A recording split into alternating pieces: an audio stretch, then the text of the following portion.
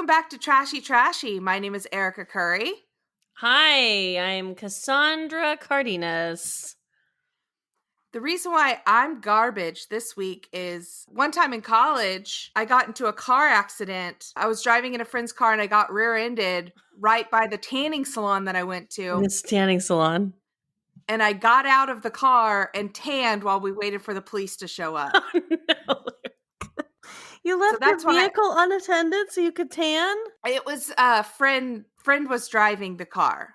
Oh my God. I'm trash this week because off the top of my head, I can think of at least 3 items of clothing that I have that has grease stains on it. And I have both not made an effort to get the grease stains out, and I also still wear all 3 of those tops. I have one on right now. It just has permanent grease stain. And I'm like, okay. Take a little dish soap to it. Erika, sure, yeah. Or I just keep doing what I'm doing and I go, these are my food eating clothes. I literally had a fucking dress that the first time I wore it to have ramen, and I fucking spilled on it. And so it was kind of like, it was just a known fact of like me and my ex, like that's my ramen dress. If we're going to get ramen at the spot in Glendale, hold on, let me put on the green ramen dress. That's hysterical. Or is it pure trash? It's pure trash, but it's beautiful. Yeah. How are you? I'm okay. I've been in better moods, but I am doing okay. That's a good way to describe it. I think I can agree. I've been in better moods for sure, but I'm, as my grandma always says, I am here. Aw, yeah, that's sweet. She is here. Do you want to just fucking get into this? Let's get into the stories of the week. Okay, so according to Vice.com and my dreams, there is a man, Malcolm McDonald. He underwent a groundbreaking procedure to have a penis grown on his arm after he lost his original penis due to a blood infection. Okay, hold on. So you're saying to me that a human man Yes. is growing a penis on his arm. Now, I've heard of mice growing ears on their backs. Well, I haven't. Really? What will science do next? Oh, God. Well, look, so he had a blood infection, which thank you, Vice, because Vice was like, oh, this blood infection happened in his perineum, and then Vice was like, otherwise known as the gooch.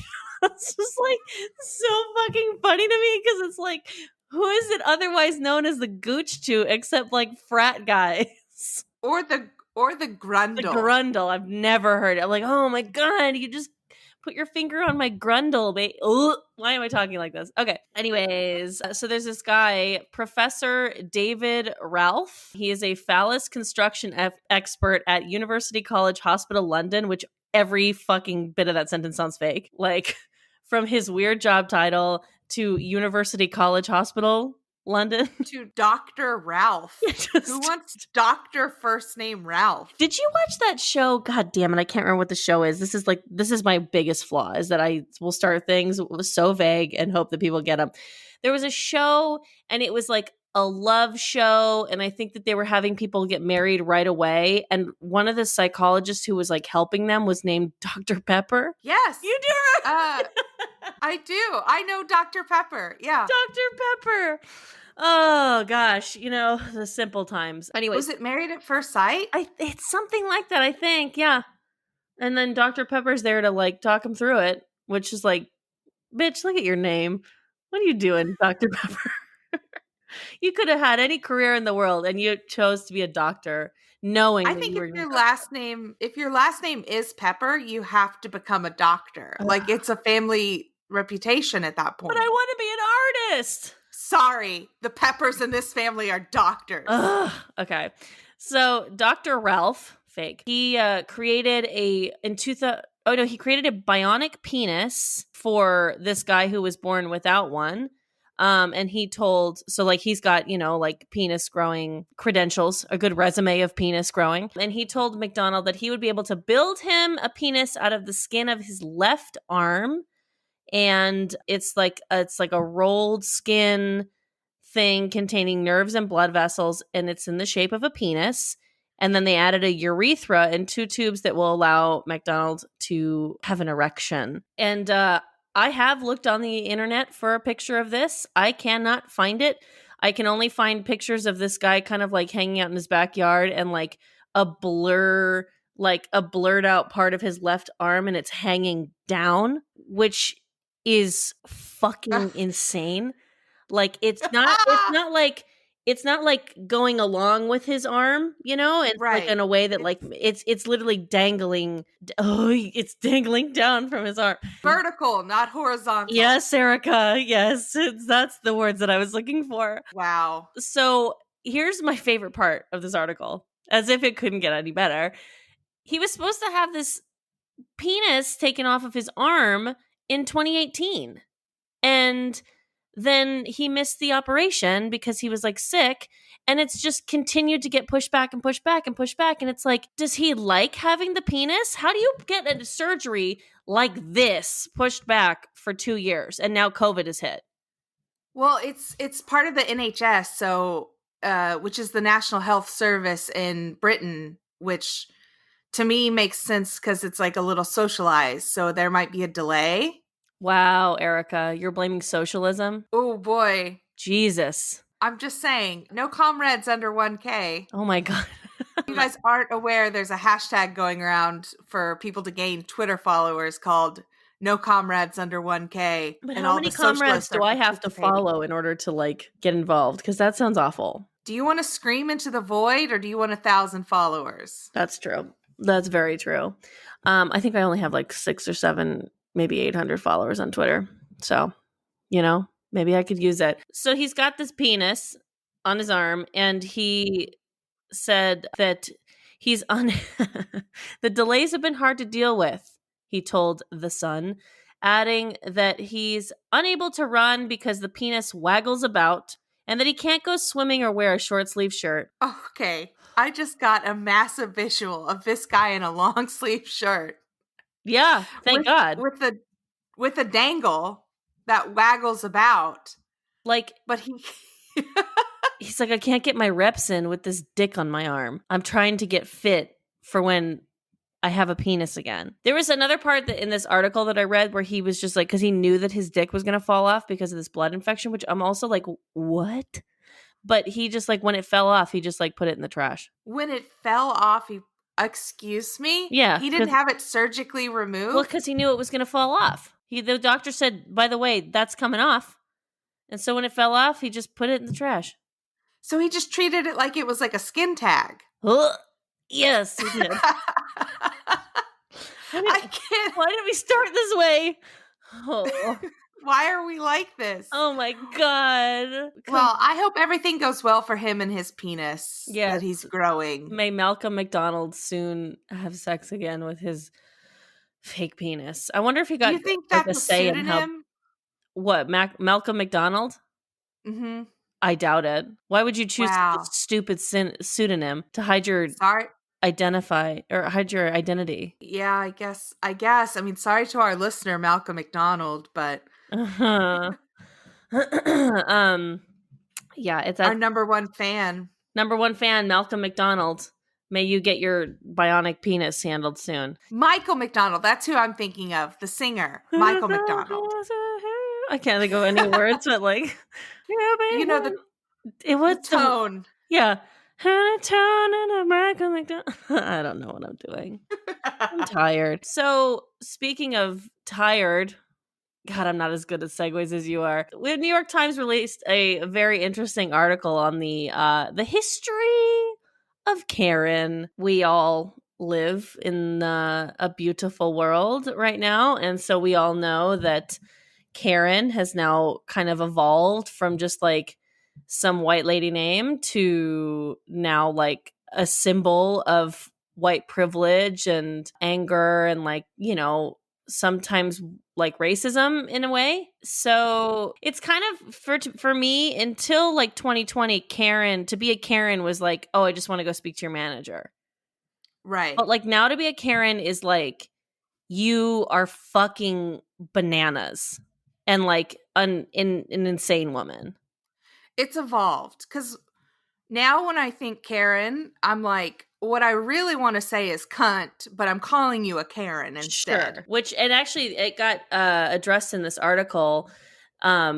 Hold on, let me find the place before I just start talking out of my ass. There's something to the hard K in Karen that, like, it's when you say consonants like K or T, the blockage of airflow and then the sudden release, like it kind of just, it comes out harder. And so that's why it's like something like Karen, it just has that, it's a, let's see, a voiceless plosive is what it's called. According to Oh, Miriam Eckert, who is a linguistics PhD from Boulder, Colorado. So yeah, that's why things like Cynthia or Linda or Susan, not quite the same, even though they are just as popular of names as Karen was when Karen was like a big name.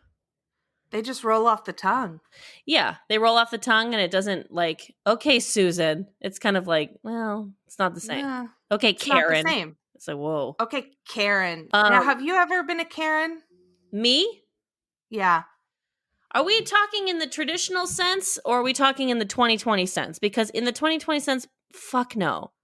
But I have had a moment where I did feel wronged and I may have overreacted. Yeah, I can recall an instance where I was in a cab and we kept getting lost. Yeah.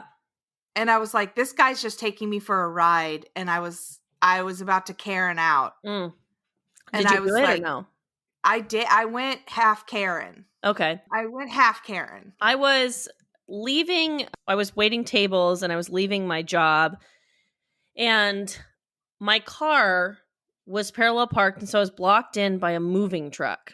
And so because I was parked in like this neighborhood by the restaurant, and so then these people were moving into their new apartment, whatever. And I was like, "Hey guys, sorry, you've got my car blocked in." And they're like, "Oh, okay, sorry, we'll go get the keys and we'll move it." And I was like, "Okay, cool." So I'm coming off of like a 7-hour like brunch shift. I'm in a bad fucking mood, and they continue to move their shit. There's like 3 people and they continue to go up and down, up and down, and up and down. And I'm just like, guys, please, I thought you were going to get the keys. And then someone laughed at me. They're like, oh, right. Okay, we'll go get the keys. Hold on. And I was like, are these motherfuckers about to just unload this truck instead of just move it? And so she said, are these motherfuckers literally about to move this fucking truck? Or like just unload this entire truck without moving it? And I happened to be digging through my trunk because I was going to like change my shirt. And I saw in my trunk, I carry a large crowbar. I don't remember why or how I got this crowbar, but I do know that I always have it in my trunk. So I was mad enough that the next time someone came down, I grabbed the crowbar. I walked away from my car and I started swinging my crowbar. And I said, if you don't have the keys, I'm going to break everything in your fucking truck.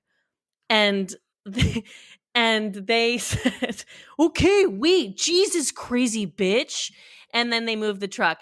And Erika, you know me. That's not me. I don't know. I've never, and like, I don't know. It just like dawned on me to do it. I'm telling you, my heart was beating out of my chest. I would have never, ever broken all the stuff in their car.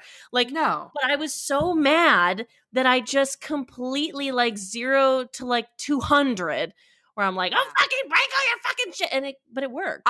There's been points in my life, my sister's going to kill me for telling this story. I'm the asshole in it. I'm the asshole. The Thanksgiving after my grandfather died in high school, my sister was wearing a t-shirt that said a band's name that was Cross Canadian Ragweed, and we were both big fans of the band, but she was going to wear a t-shirt to Thanksgiving, and I lost my shit and like tackled her. I'm 5 years older and like probably 300 pounds heavier than my sister. 300, please.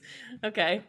I tackled her and we got into a fight in front of a family friend about whether or not she was going to wear a t-shirt to Thanksgiving. And that's like, I mean, I think about that moment all of the time. What were you gonna wear? Like a nice blouse. And I even threw in, I was like, Grandpa's dead. Like, we need to dress up. Damn it, Erika. Oh, no. No, I went full, like, lost my shit, like, flash of anger. Oh, I've shit. never been that angry, and I don't know why it got me there. So, I mean, that's hilarious because what you both need is grease shirts for Thanksgiving. Of course, that's what you wear on Of Thanksgiving, a course. grease shirt. But I just imagine being someone who gets this angry all the time. Right. Like Right. I Like, think about that and I'm just like, I know that what's on Fox News or things like that. I know that that's not real. I know that we don't need to be this angry about masks and, or afraid of people who aren't white. I know that. But imagine if I didn't know that. I'm like, what kind of reality would that be for me? Cuz sometimes I feel like, and I don't feel pity for these people. I just like, to me, there's almost like when you watch these videos of like these Karens or like whatever, these people like going nuts, these white people, it's kind of reminds me of like a caged animal, you know, yeah. where it's like, wow, like you're losing your fucking minds right now. Why? Why? And it's like, and I say like an animal because it's just like only an animal would be like void of enough logic to think that they don't need to react like this. Mhm.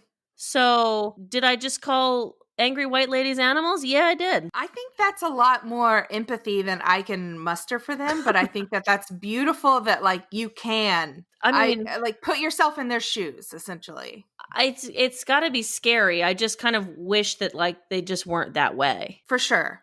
And it does come from a place of fear. They're just angry little bears. Permit Patty, Barbecue Becky, I know. Karen. I love the archetypes. I've never heard Permit Karen's here to Patty. stay. Yeah. Oh, Permit Patty, she called the police over people having a picnic, I believe, Wow. and was like, you don't have a permit for food in a park, if I recall the story correctly. Oh my god. So Yeah. anyways, now there's people who have the name Karen for real. They're embarrassed, but most of the people who they interviewed in this New York Times article is kind of just like, like it's fucking embarrassing, but also like whatever. Like there's things that are bigger than me here. Although it said that there's one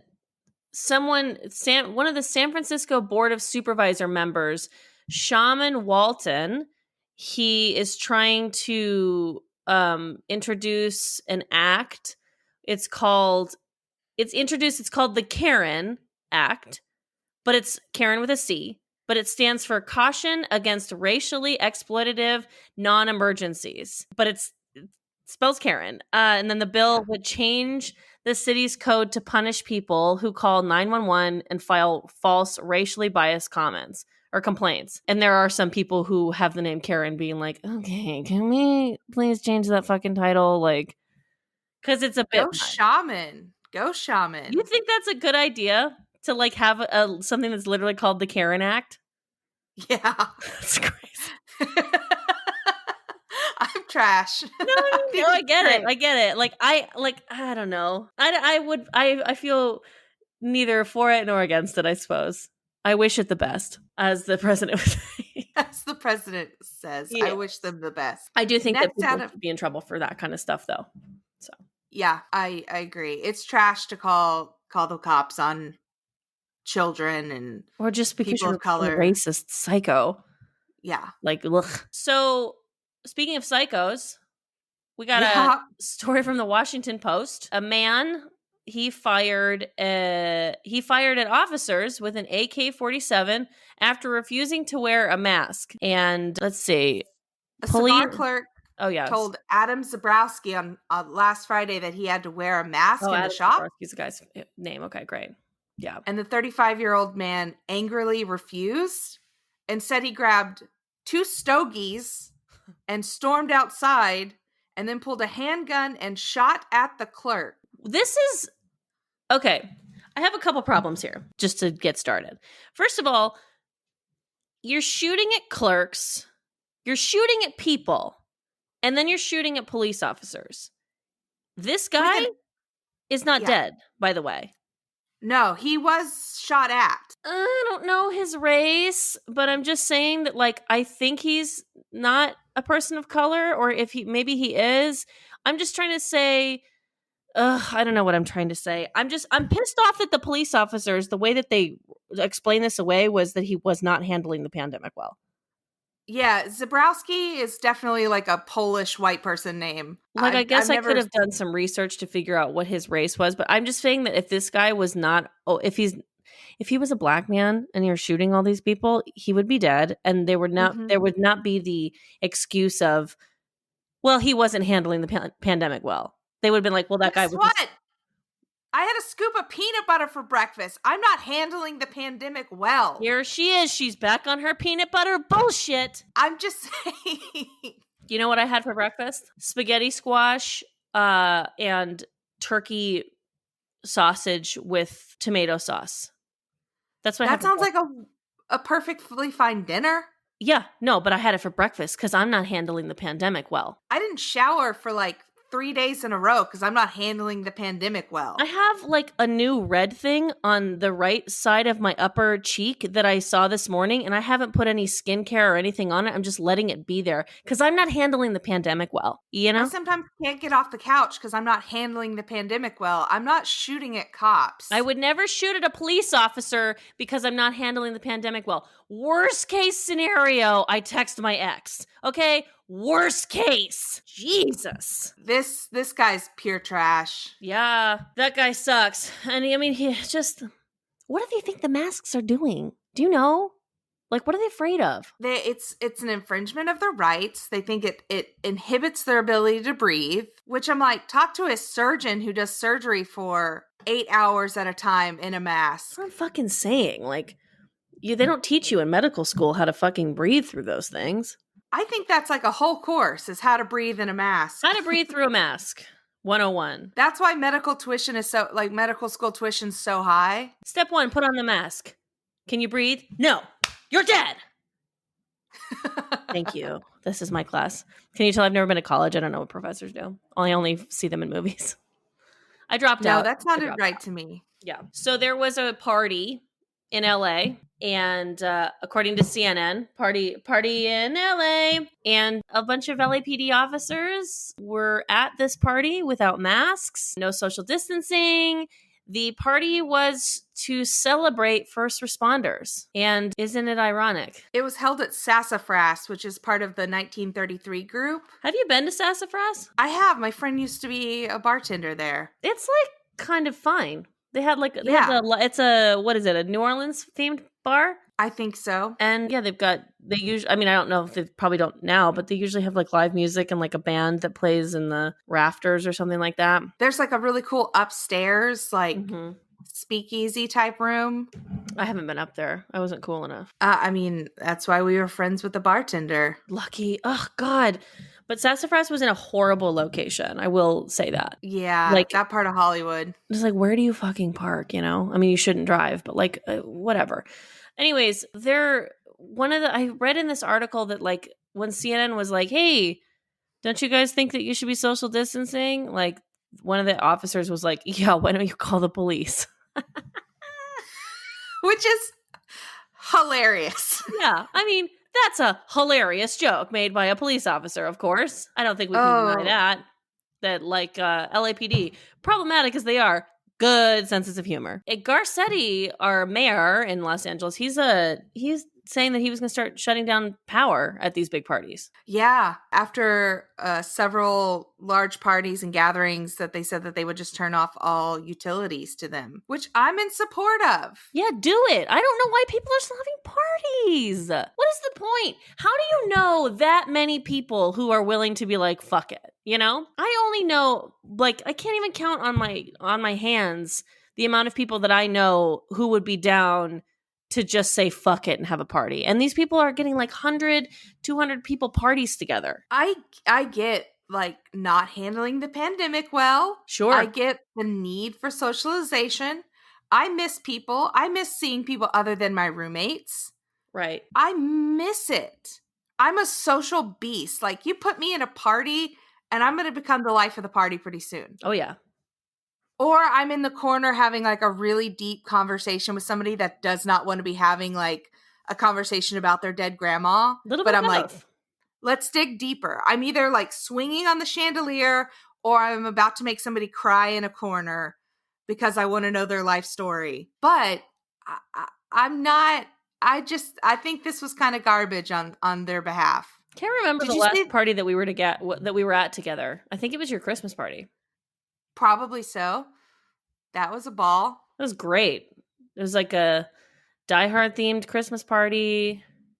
Nakatomi Plaza's company holiday party. Yeah, that was fun. I started Flip Cup at that one. Hell yeah. I got people to play like beer pong and stuff. I'm so proud of you. That's You're a my party vibe. starter. That's my vibe at a party. Oh, I have to reconcile how I feel about all things like defund the police but I am such a lover of true crime that I can't it's hard for me to reconcile how I feel about like police brutality versus like good police officers, which I know that like the good outweighs the bad, but because I love true crime so much that I'm like, all I care about are the cops that solve murders and the FBI profilers and Well, I mean, if we defund the police, the money can go towards the true crime cops and can go, or like the remaining money can go away to police officers doing that. And then the rest of the money that we're taking away from the police department can go to people doing the jobs that police officers shouldn't be doing. Like, yeah.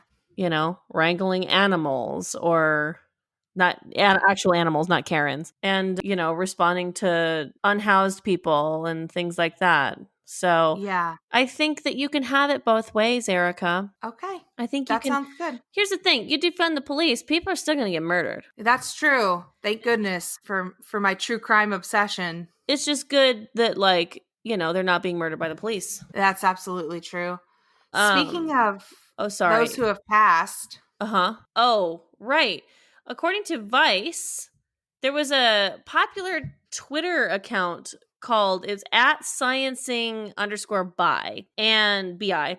And that person, whomever it may be behind that Twitter, they died of COVID-19, or so everyone thought. Turns out that this queer indigenous Arizona State University professor who was allegedly the person who was in this count was not even real. Everybody got catfished.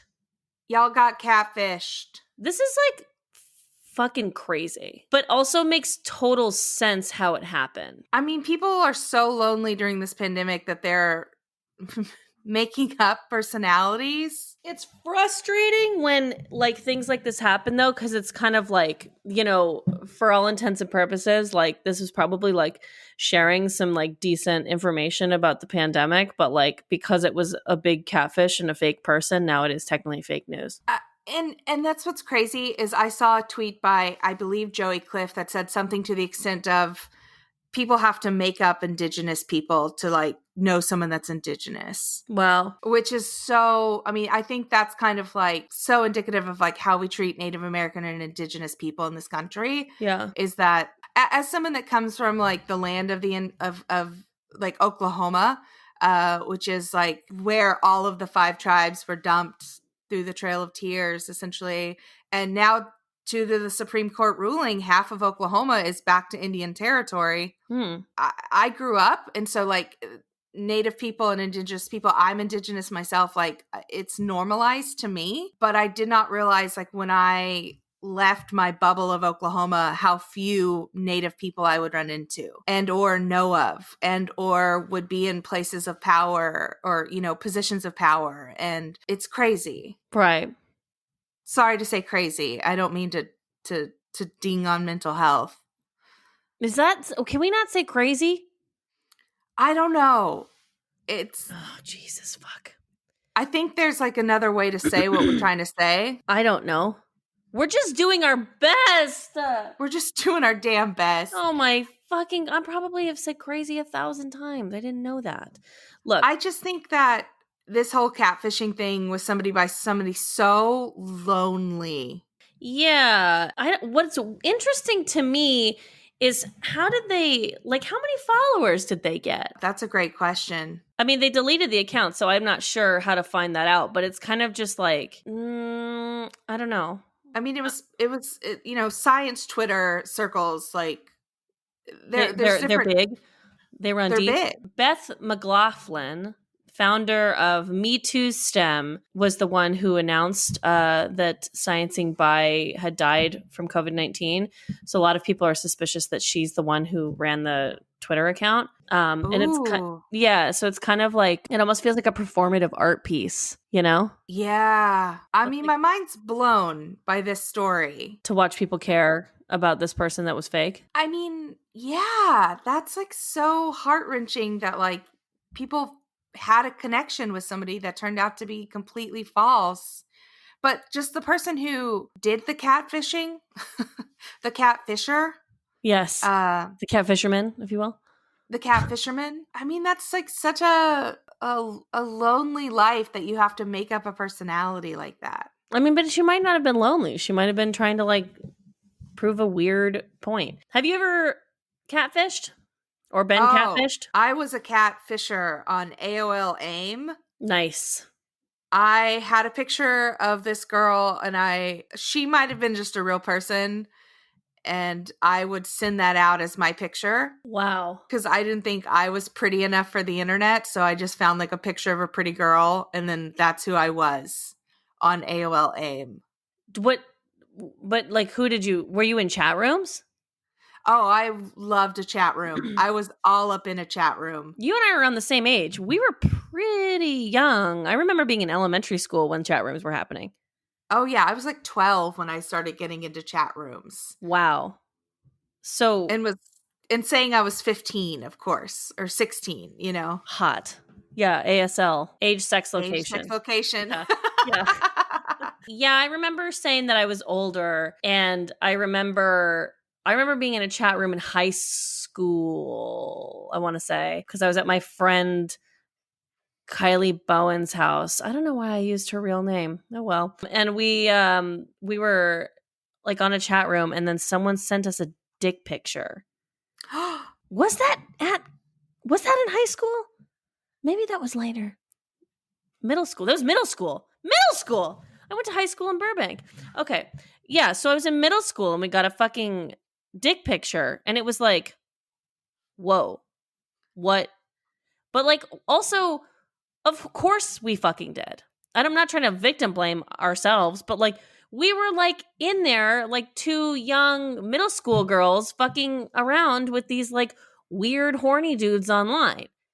Yeah. And so it's kind of like that was the next step for them. Want a cyber?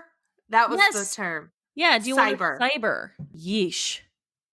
Yikes. I never got a dick pic. Maybe my picture that I was catfishing with wasn't hot enough. I don't think we sent pictures. I think we just used I have a way with words, Erika. I can acquire a dick pic pretty easily if I try. You can elicit a dick. That's pretty great. Yeah. It's one of my strengths. I have very few strengths, but I can get a dick pic if I need one. You know, I've never been sent one. Ever. Not in the DMs. They are jarring. It sounds horrendous. Even when you ask for it, it's jarring. Like, because it's like, whoa, where did that come from? Even though I've been asking for it, and I definitely had it coming, here it is, and whoa, Jesus Christ, that is a picture of your dick. Oh, here's something that is so random, but like it strikes me. Mm-hmm. Why can you say coming on the radio? You like can? in songs? Coming? Or you can or you say can't? come. You can say come in songs. I don't know, Erika. Why? Wait, what's wrong with that, you prude? I guess I This is the same Erika who like forced your sister to wear a blouse to Thanksgiving and by the way, like you can't say come on the radio. I heard a song on the radio the other day and it jarred me. I don't know why. I guess I am a little prude. I'll put on my Prudence hat, my scarlet letter, but what's a Prudence hat? I don't know. It sounded right in the moment. It sounded so right that I thought it was a real thing.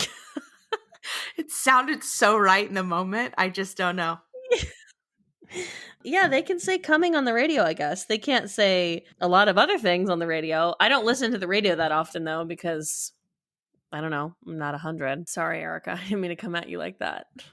Ugh, it's strong today. I'm sorry. I'm sorry. Ugh.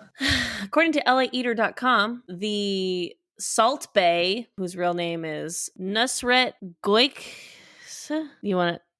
Let's just go with Salt Bay. Let's go with Salt Bae. I'm not trying to be an asshole. There's a lot of different accents and unfamiliar letters in this last name.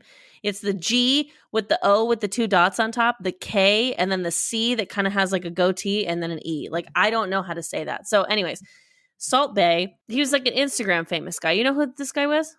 Oh yeah, Salt Bay. He was the guy. He was like, he bent his elbow back and like kind of like snaked Tossed. his hand. Yeah, like tossed salt. I don't know. It was like an internet thing. So I guess he opens he's a restaurateur. And so he is planning on opening up a new steakhouse in Beverly Hills right by Spago. Here's a place that I'll never be able to afford to eat at. My thoughts exactly. I guess that it's been already like 2 years or something like that. But he's trying to like expand his meat empire, which is hot. Yeah, the problem with this guy and why he's kind of garbage is like he was an internet phenom, but like he's been accused of wage theft at his like other restaurants, and then he was planning on opening a steakhouse in Dallas, but it is yet to formally materialize. That's a nice way of saying it not happening. He was also supposed to open a restaurant in the Arts District of downtown LA, and that never happened, of course. Well, I mean, he was supposed to be like a casual burger restaurant, but I think that he wants to focus on fancy steak restaurants. The wage theft, that's rough. Now, you've worked in the service industry. Oh, yeah. Have you ever experienced wage theft? No. Wow. Yeah, I've been fortunate that I've worked. I mean, well, let's see. I did work for a restaurant. This wasn't technically wage theft, but it was incredibly illegal. And they would have us work double shifts. So in the state of California, you can't legally work, or at least I know restaurant rules, you can't work over 8 hours without, technically 8.5, because you have to have a paid lunch break. And then anything over that is overtime. And so if you're working at a restaurant and you're working a double shift, that means that you're working lunch and dinner. So that would be over 8 hours. So I worked at a restaurant where they were like, do you want to work a double? People work doubles all the time. But what they would do is they would roll back your hours so that you never hit over 8 hours. So they were never paying you overtime, so that to their bosses, it didn't look like they were running overtime. And then what they would do is they would comp a cash check, like a table that plays in cash, like the managers would then comp the entire meal and let the server who's getting their hours rolled back pocket all that cash as sort of like a way to, you cool, we cool, let's do it. And it was so sketchy. This was a major restaurant chain that I worked at that was doing this. They have since been sued for it. And yeah, I just started working there. And so it was kind of like, as the process was being explained to me, I was like 21. So I was like, yeah, okay. Like, I'm just glad that my friend got me a job here. And like, you're going to let me start working dinners instead of just lunch? Like, okay. But yeah, it's crazy illegal, violating a lot of labor laws there. Yeah. Oh my God. Yeah.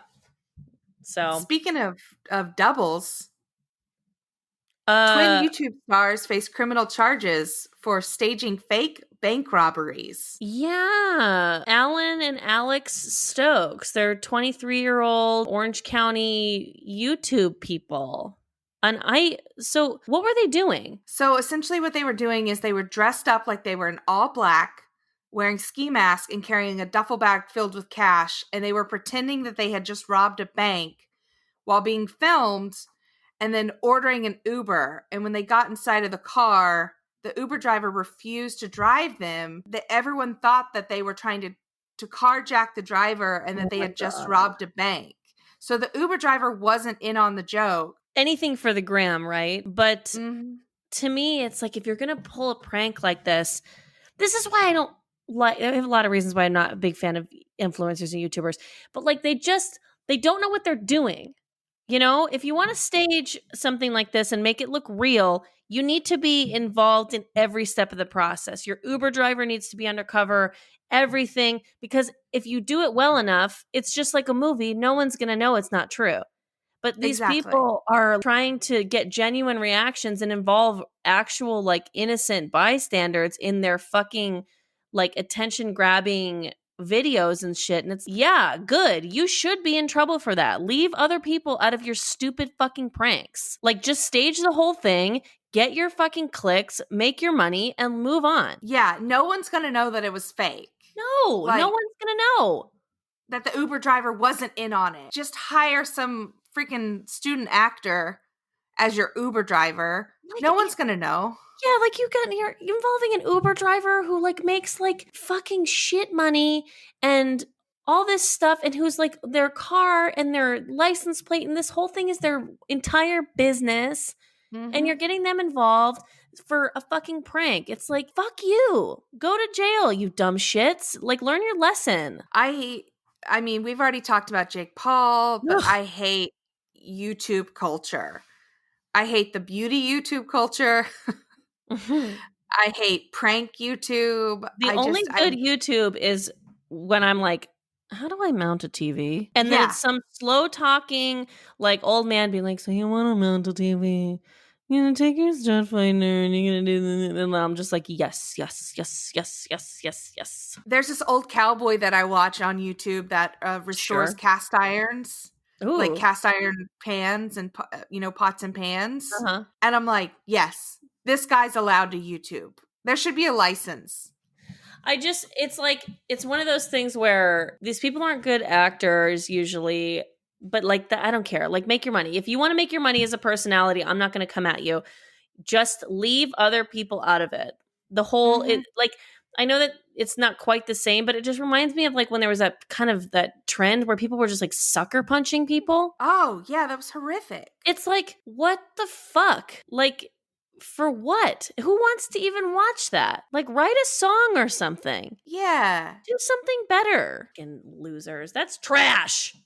That's straight trash. Certified trash. Although, in related news of influencers and stuff, according to NPR, Trump on Thursday has invoked his emergency economic powers to impose broad sanctions against TikTok in a move that steps up the pressure for the Chinese-owned app to sell its U.S. assets to an American company. Trump fucking hates TikTok, which is hilarious. That order, it'll take effect in like 45 days. And I think TikTok doesn't necessarily, I don't know exactly how it works. I was trying to figure it out, but it's like it won't be eligible for any more like software updates. And I don't know if it'll just stop working completely, or if like just it won't allow new downloads, or I'm a little confused on how they phase out an app like this. They'll take it off the Google and Apple the iTunes store. So if you already have it downloaded though, like does it go away? I think it'll stop operating. Wow. Because like there are apps that worked in other countries that wouldn't work here. Yeah. So it's just like if it's not in the US iTunes store, then you just won't have access to it anymore. So bizarre. How do you feel about TikTok? I'm not good at it, but I enjoy the content that comes my way. I've gotten into weird TikTok. Somehow I've gotten into like small business, how to like set up an e-commerce shop TikTok. Oh my gosh. The algorithm is so strange. Yeah, I had TikTok for a long time, and then can't remember if I talked about it on this podcast or if I just talk about it a lot in general, but I got nervous because I thought it was like recording my face, and so I deleted it, but I've actually recently re-downloaded it, and I couldn't get back my old profile. Like I couldn't remember the login credentials. I think it was through Facebook, but then I deleted my Facebook. So for, like other reasons. And so all the videos that I have made on TikTok are gone, which is fine. It's not like I had an intense following, but now just being like fresh and like the algorithm hasn't taken me yet to the places. Cause before I left, my algorithm was like roller skates. Yes. And lesbians. Queer roller skating is part of my TikTok as well. Yeah. Which is, it's great, but it's also kind of just like, okay, I love all these roller skates. and I love a good lesbian, but like some of these girls are 15. Like I don't want to look at this. So I'm kind of grateful to be back into the normal algorithm and just kind of be shown what's popular. And but it'll probably take me back. We'll see how long it takes me back. Yeah. To roller skates and lesbians. Indigenous hoop dancers are a big part of my TikTok as Oh well. yeah, I caught one of those. It's awesome. Girl who keeps popping up on my For You page because I think I liked one of her videos, and it's just her, but like her Indian father is like off screen and he's just like kind of yelling, and she's like real, like a real Indian dad or something like that. And it's just kind of funny. That's great. I mean, now, why does Trump hate TikTok? Oh, because people are critical of him on TikTok, and also weren't like the TikTok teenagers and stuff were like involved in like falsely selling out one of his rallies. The rally in Tulsa, Oklahoma. Yeah. Yep. So, I mean, he doesn't welcome our dictator doesn't like when people use free speech to defy him, and so as we move deeper and deeper into a dictatorship, we're going to lose TikTok, and then soon you guys will lose us. You'll lose this podcast. Now that's where I draw the line. I'm just saying that's where we're headed. I hate free speech jail. Help me, let me out. So Business Insider, which is a website that I do not have a subscription to, so I am not going to speak too highly to this article because I have not read it. I paid $1 to read it, so I can speak to it better. All right.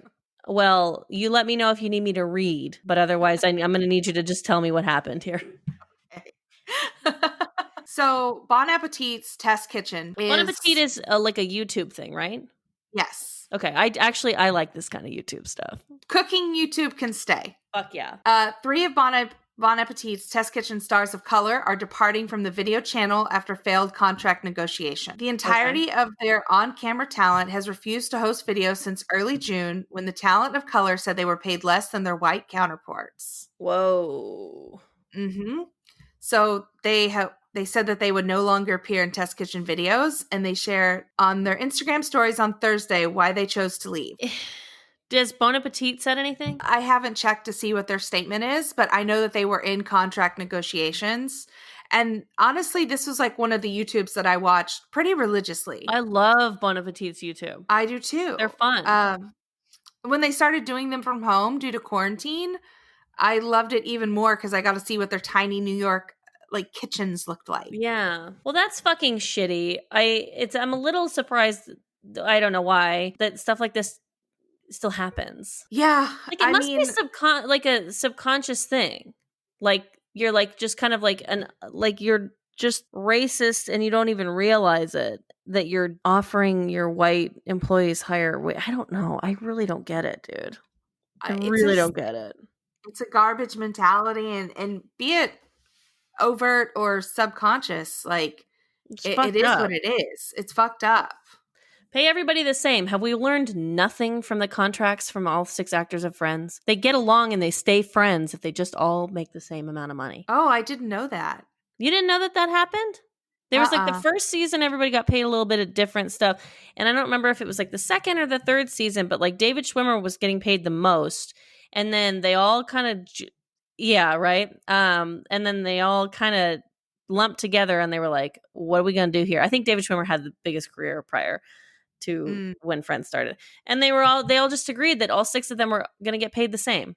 And that was how it was going to work, because they didn't want like some weird tensions between them because of that. And so it was like a big monumental like deal. Let me see. What season did Friends all start getting paid the same? Okay, so David Schwimmer started getting paid more in season 2, and then they all came together and they were like, fuck that. That's fucked up. Which is probably why I have sex dreams about David Schwimmer. So he makes that big dick money. Oh, God. This week, Dave Chappelle hosted the latest installment of his quarantine stand-up series, An Intimate, Socially Distanced Affair, and he brought along Louis C.K. to open for him. Because why the fuck not, right, Dave Chappelle? I don't understand. I mean, we canceled Louis. Dave Chappelle hurts me because I loved him so much. Like, I used to watch I think it's called Killing Me Softly, is the one that he did in Uh-huh. DC. I used to watch that all the time. I was like, this is the best. Stand up. Fuck yes. I love it. Like, growing up, it was just like my shit. And I could quote from it, which I know is weird. I don't know why I was so obsessed with Dave Chappelle, but I was. And then I just feel like everything he's doing now is upsetting me. Yeah, he's got some bad takes. Like, he's one of our most brilliant comedic minds, but like Yeah, he's got bad takes is a good way to put it. he's got some really bad takes. And bringing Louis C.K. back, a garbage person, a literally flaming garbage person. I mean, he said, Dave Chappelle in this article it's Consequences of Sound, Erica's favorite website, is where this article is from. And he's quoted by saying that, like, Louis didn't do anything that those girls could call the cops over. And it was kind of like, why did you say that? Just like, can you just shut That's the some fuck hot up? garbage. Yeah, Um, shut up. it's just like one of those things where, like, kind of a little bit like with Salt Bay, where it's like, if Salt Bay still wages from you, it probably hurts you when he becomes an Instagram sensation. Same thing when Louis C.K. sexually assaults you, or like does something like that to you, it hurts you when you see that their continued success. And it's like, I'm not going to get into the nitty gritty about like what should happen to people post incidents like that, and, you know, like Mhm. retribution and second chances and all that kind of stuff. I'll save that for my other podcast called Second Chances with Cassandra. But I just think, like, it's one thing to bring back Louis, who is making efforts to be a better person, which I actually know someone who watched his most recent stand-up special, and I guess Louis did address it, not in like the weird Aziz Ansari, I'm going to sit down and talk about it way, but like in, like, I don't know, it's just in a very Louis C.K. way. I just feel like it's one thing to bring him along as an act of defiance, and it's another thing to bring him along as like a sort of like, I'm helping my friend who's made some mistakes, like kind of seek, like, get some retribution. Like, you know what I'm saying? Or am I just insane? No, I understand what you're saying. I mean, I can't imagine being in a position, or I know I've done things that I regret for sure. And I'm grateful that people have given me second chances. But there's just like a certain line, I think, where like you just can't come back from that. Yeah.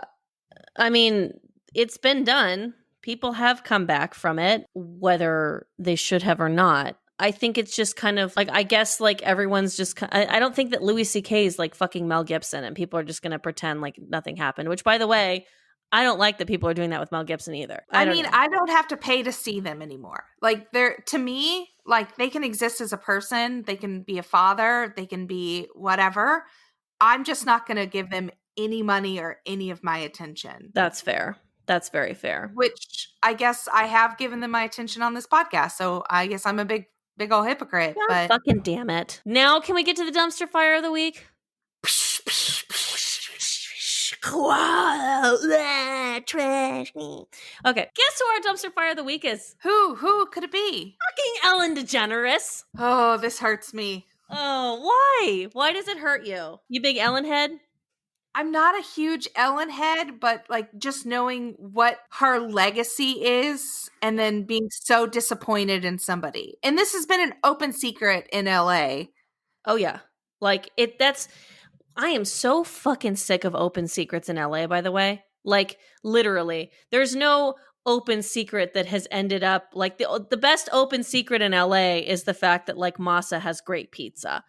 You know, Yeah. like, most otherwise, like, most open secrets in LA, like, that's like where you get the Harvey Weinsteins of the world and like shit like that. You know, it's like, enough with this shit. Enough.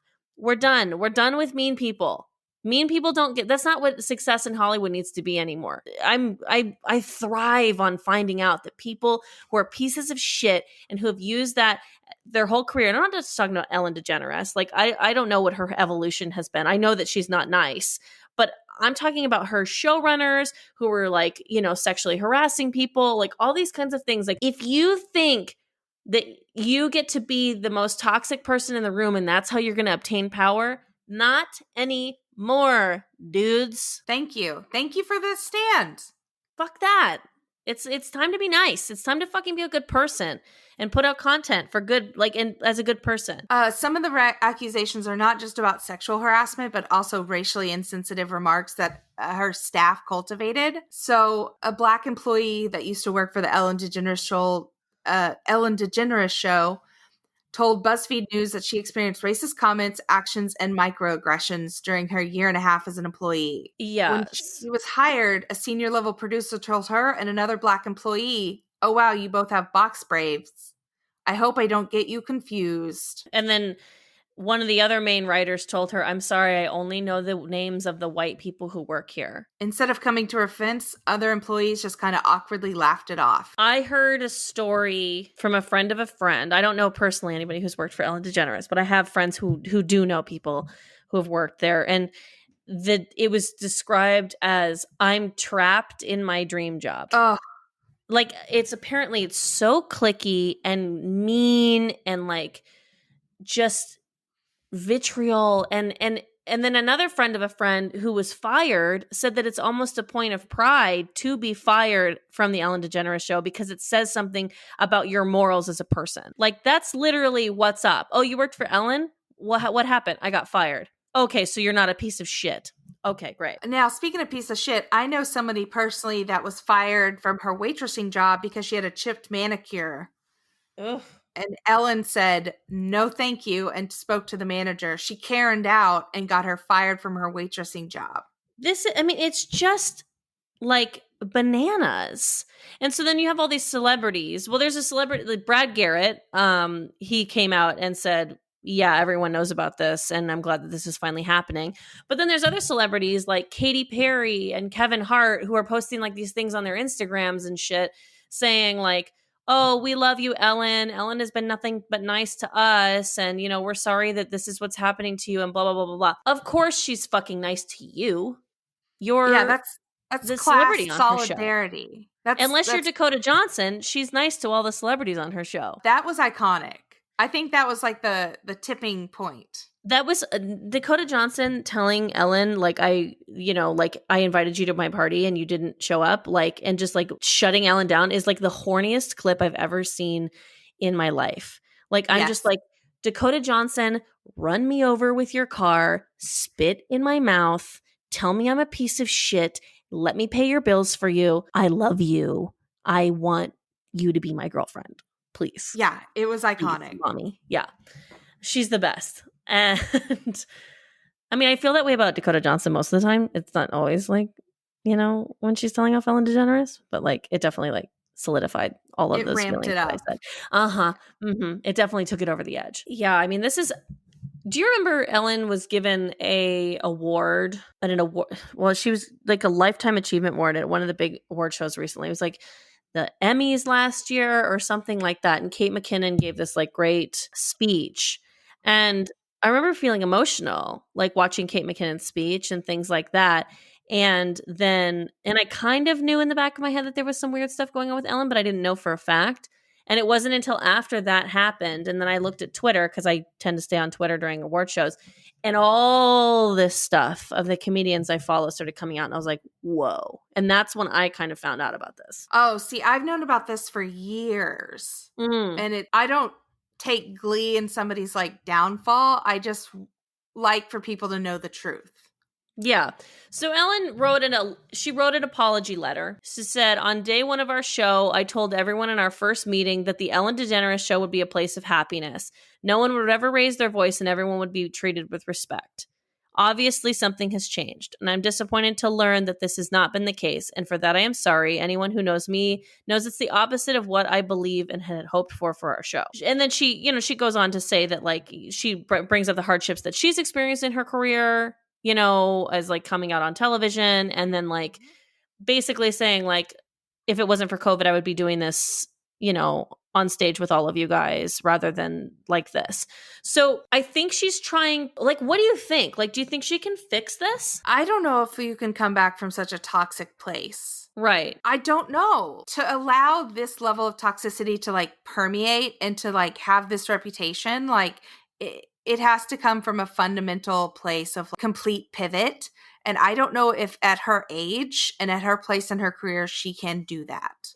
Well, I mean, because I don't know what it's like. I don't know what the Ellen Stan community is like of people who will watch her no matter what. But like, how do you There are go on people in the television? Midwest. Sure. So, but how do you go on television and say, hey, so I've fucking gutted my staff essentially, like started from the bottom because that seems like, or at least her senior staff's got to go.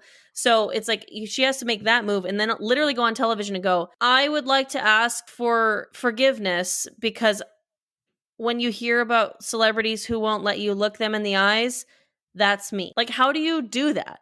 How do you explain that? Because And she's one of those people. I'm not exaggerating. She's one of those people that you're not allowed to look in the eyes. I'm going to justify that for just a second. Like as a Okay. performer, you've got to channel all of your gusto, everything right before you go on stage. And like for her to have the level of what she does, because she does have incredible talent. She has timing, she has succinct jokes. To channel all of that, I can't be necessarily distracted with pleasantries before a show, but afterwards is Sure. like I can understand, hey, don't look me in the eye. I don't have the time right now. I don't have the emotional energy. I can almost understand that. Yeah, I suppose. Or just kind of being like, hey, if Ellen doesn't smile at you in the hallway, it's because she's here mentally rather than she's like not a mean person. Like, Yeah, I for guess sure. I get it, but like I'm talking like if you're not a performer, I mean that's like a notorious diva trait next to like, you know, having all white M&Ms. Like those types of things go kind of hand in hand and I just feel like her image, although her last stand-up special that she did for Netflix, which is actually pretty funny. She does talk about how rich she is and kind of pokes fun at that, but it's like I don't know. I think for the most part, she's built a career on being friendly and relatable. There's not a lot relatable about her Mm-hmm. in reality. Can I give a point of like information about like the all white M&Ms or whatever? Yes. The reason why people have like ridiculous writers, it's not just that they are, you know, peach eating divas or whatever. It's a lot of times it's like a safety concern. Like if you're not reading the contract thoroughly enough for like how the stage specs should be and how things should be set up, then they throw in like tiny details like all white M&Ms or, you know, no brown M&Ms, and then all that they really need is for you to respond with like, hey, can we put in some brown M&Ms? And they've known that you've read the contract thoroughly enough. Right. Yes. I knew that. I just like that. No, I mean I like that fact too. I'm glad that you said it for the listeners. For the layman. For the For the layman. non-entertainment people. That's why we need a non-entertainment person on here to explain. Like how do you feel? Are you okay? Do you miss her already? Do you miss people Ellen? are upset. It's bad. It's pretty fucking bad. And I don't know I don't know what she's gonna do. And you know, she was kind of already suffering a little bit because like, you know, she was like hanging out with President Bush and Again, that goes back to class solidarity. Like she's a person with money. yeah. Yeah. But like people are like, why are you hanging out with him when you're a gay woman? And the things that he has done. Money. Yeah. Yeah. We have the same amount of money. That's why. Mm. Mm-mm-mm-mm-mm. Mm-mm. Well, she's a dumpster fire, that's for sure. This has been the dumpster fire of the week. Cass? What are you hoarding this week, Erika? I am hoarding a song. I am hoarding a song by Cardi B and Meg the Stallion. WAP. W-A-P. There's some hoes in this house. There's some hoes in this house. There's some hoes in this house. Oh, God, it's so good, Erika. I can't stop listening to it. Every time I listen, there's like a new line that sticks out. Yep. There's something that I catch that I did not catch before. Yep. It's the best. And it's the absolute best. What's your favorite line right now? My favorite line right now is if he's a bottom feeder. Yeah. If he eats my he's a bottom feeder. Yes. I love that line too. Right after that line, I believe it comes to make him bust before I meet him. I like that one. As someone who procures dick pics, Uh-huh. I'm like, hey, that's personal that I just shared. And I just recently listened to the uncensored version because, I've been watching the video. Uh-huh. So, but I knew that certainly this song was not supposed to be wet and gushy, although it is a good substitute, for a radio edit. But I listened to the real one and I caught Cardi's lyric, hit the dangly thing in the back of my throat. Yes. Woo! Woo! It's making me blush just thinking about it. Yeah. Park that Big Mac truck in this tiny garage. Like, wow. Wow. I love it. I have chills thinking about it. It's like so fucking crazy. It's amazing. It's amazing. And I have a correction from Oh. last week. Last week I was hoarding the show In the Dark That I auditioned for and didn't book. that Cass auditioned for, didn't book. It's about a blind woman in Chicago, and I have been since led to believe and have been informed that there are no blind people in the writer's room. There's no blind people on set, and that the actress is a sight. She is Sighted, a person, yeah.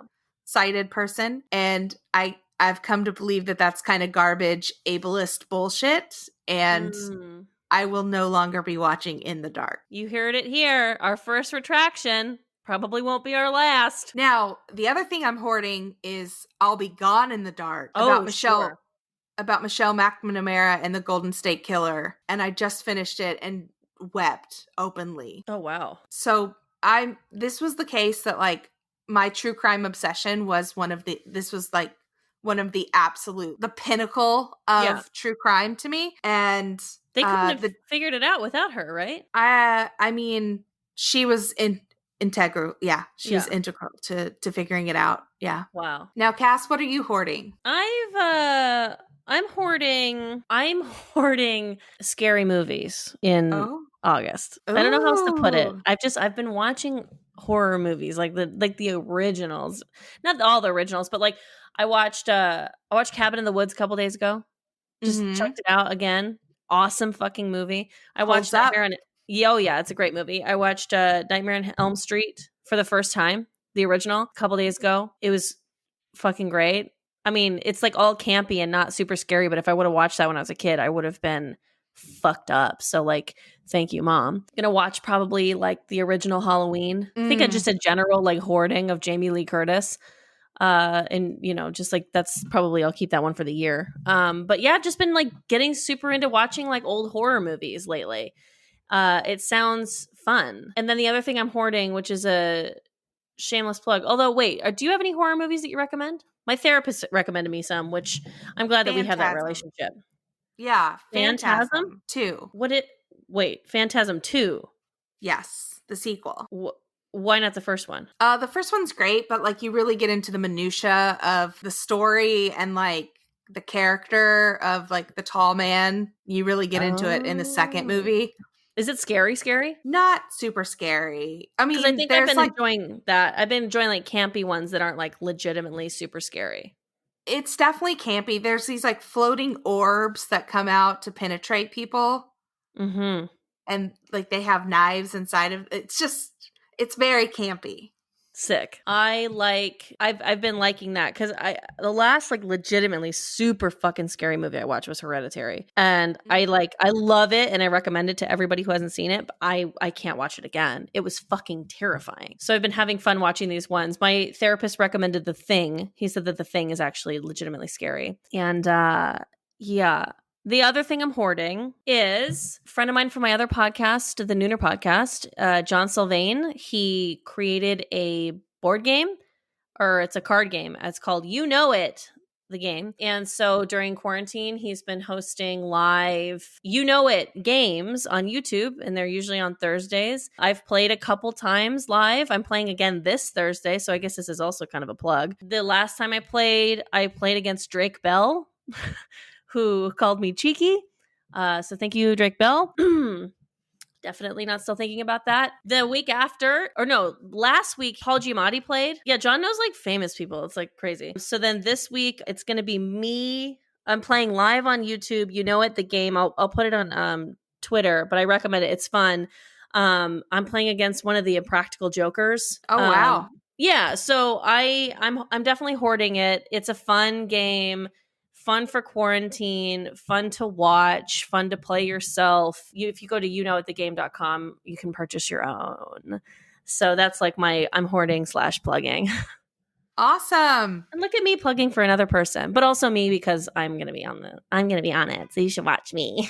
And where can people find you, Cass? Find me on my socials. At Cass Cardenes on the Twitter and the Instagram. And you can also find me every Tuesday night live on the Smodcast Network on the Nooner podcast. And we're also available on iTunes, Spotify, and wherever the fuck you get podcasts. Awesome. And What about you, Eric? I can be found at Iconic Erika Curry on Instagram.